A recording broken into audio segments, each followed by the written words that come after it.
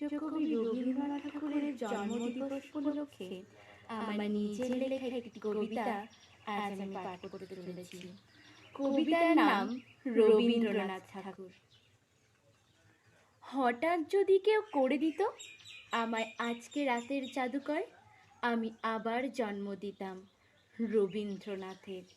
তার সেই খাতায় আঁকা ছবি, তার সেই খাতায় লেখা কবিতা আমাদের বলে তুমিও হতে পারো কবি, শুধু মনে রাখো বিশ্বাস।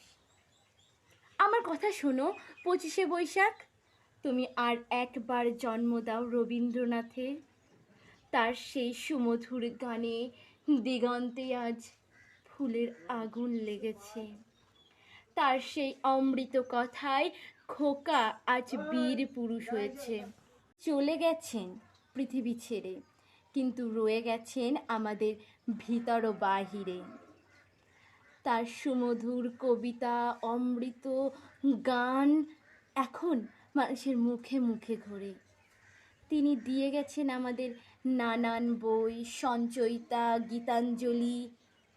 প্রত্যেক 25শে বৈশাখ যেন আমরা এমনভাবেই পালন করতে পারি, কবিগুরু রবীন্দ্রনাথের পায়ে দিতে পারি অঞ্জলি।